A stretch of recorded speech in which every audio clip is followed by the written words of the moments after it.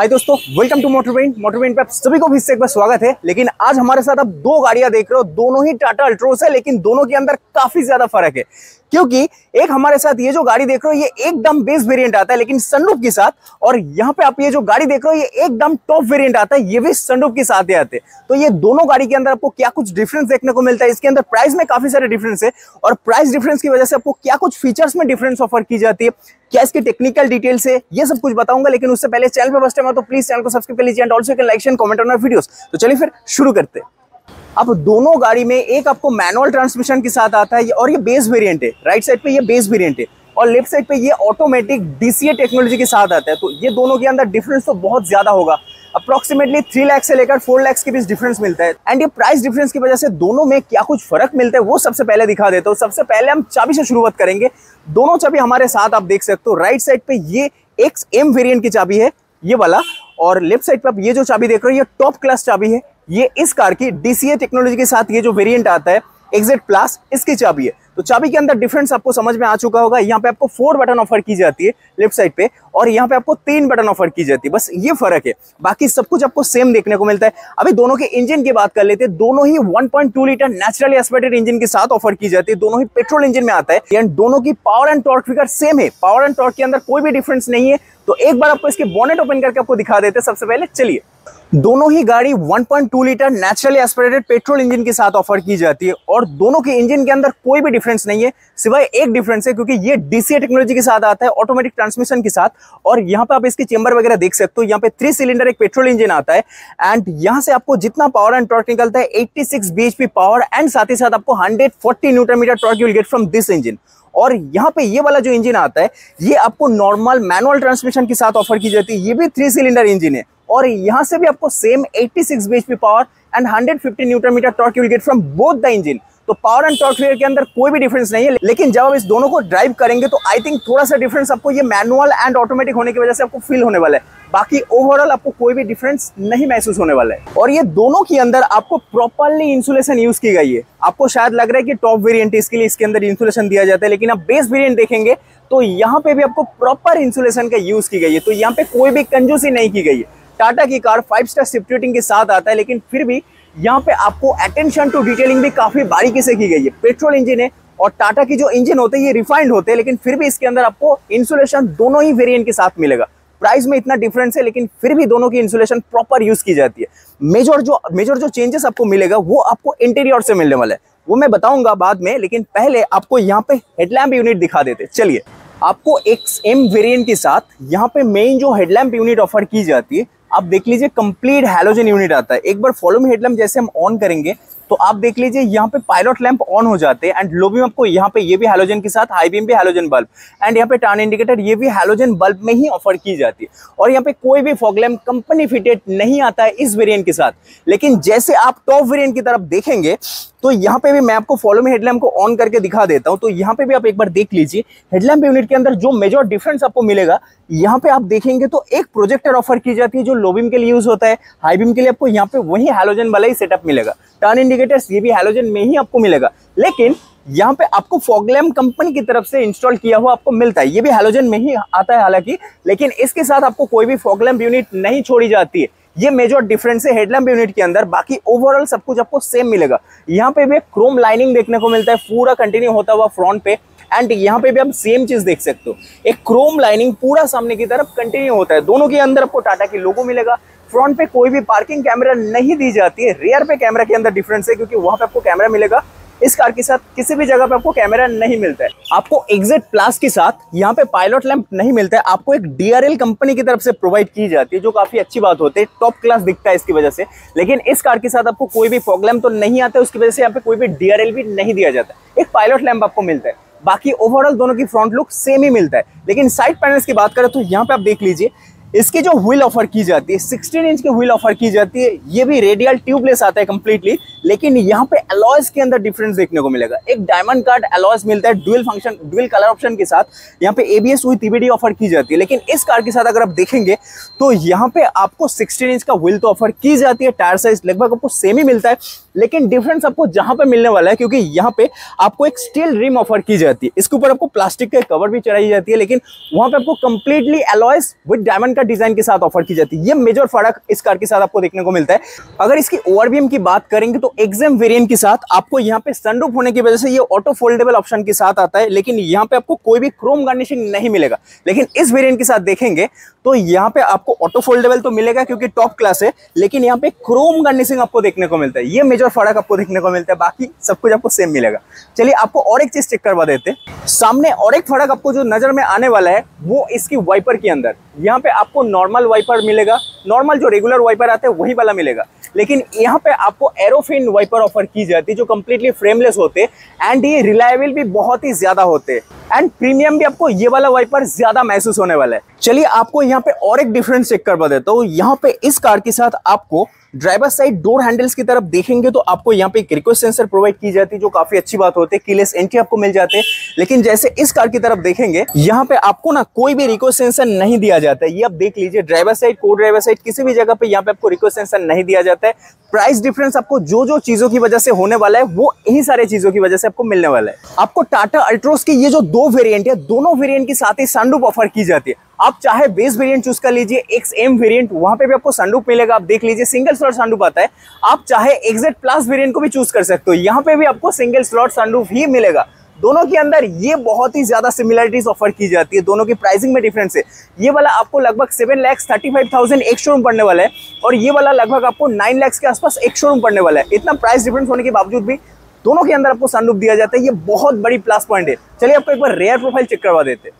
दोस्तों आपको XZ plus variant के साथ जो रेयर प्रोफाइल ऑफर की जाती है, यहाँ पे आपको कुछ खास डिफरेंस नहीं मिलेगा। जैसे कि आपको यहाँ पे ये जो यूनिट है ये स्मोक्ड आता है एंड यहाँ पे आपको कंप्लीट हैलोजन बल्ब आता है, कोई भी एलईडीज की कनेक्टिविटी नहीं दिया जाता है, लेकिन जो लुक आता है ना स्मोक्ड होने की वजह से बहुत तगड़ी देखने को मिलता है। आप यहाँ पे देखेंगे तो अल्ट्रोस लिखा हुआ दिखेगा। रेयर पार्किंग कैमरा भी ऑफर की जाती है इस कार के साथ एंड उसके साथ क्या ऑफर की जाती है वो दिखाऊंगा, लेकिन इससे पहले आप ऊपर की तरफ देखेंगे तो यहाँ पे आपको जो विंडशील्ड आता है इसके ऊपर आपको डिफॉगर भी कंपनी की तरफ से दिया जाता है जो काफी अच्छी प्लस पॉइंट है।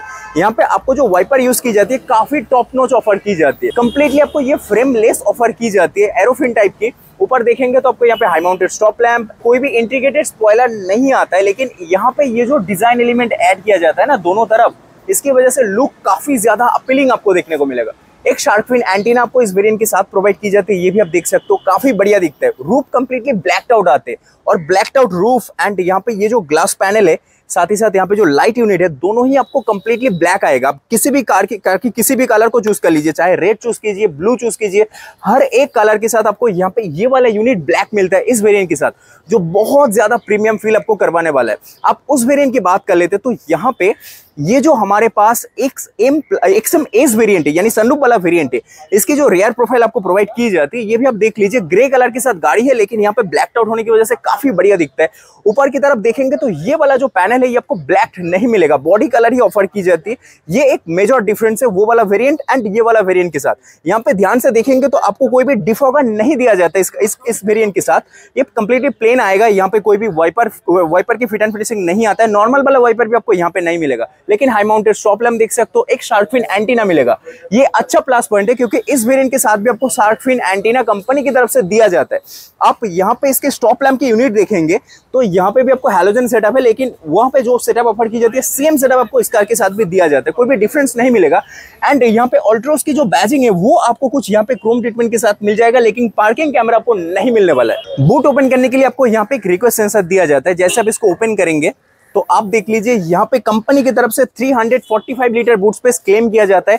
एक रिमूवेबल पार्शियल ट्रे भी आता है जो काफी अच्छी बात है, लेकिन एक डिसअपॉइंटमेंट आपको यहाँ पे मिलने वाला है क्योंकि यहाँ पे आपको ये जो रेयर सीट ऑफर की जाती है ये सीट स्प्लिटिंग ऑप्शन के साथ नहीं दिया जाता है। 60-40 स्प्लिट में नहीं आता है, एक बेंच सीट आता है। ये अगर 60-40 स्प्लिट होता तो और बेहतर हो सकता था, आप और भी ज्यादा सामान लोड कर सकते थे सीट फोल्ड करके, लेकिन फिर भी जितना स्पेस ऑफर की जाती है आई थिंक 2 से 3 लाख है जिसके अंदर आराम से फिट हो जाएगा। लेकिन और एक डिसअपॉइंटमेंट आपको मिलने वाला है क्योंकि यहाँ पे लोडिंग लिप आपको काफी ज्यादा मिलता है, क्योंकि यहाँ पे ये फ्लैट नहीं है, लोडिंग लिप आपको थोड़ा सा ज्यादा मिलेगा। आपको दिक्कत हो सकता है अगर आप ज्यादा वेट उठाने में तकलीफ महसूस करते हो तो, अगर बॉडी है आपके पास तो आपको कोई भी दिक्कत नहीं होने वाला है। एक स्पेयर व्हील आपको यहाँ पे मिलता है, ये भी आप देख सकते हो। ये आई थिंक फुल साइज नहीं मिलेगा, एक साइज छोटा आपको स्पेयर मिलेगा।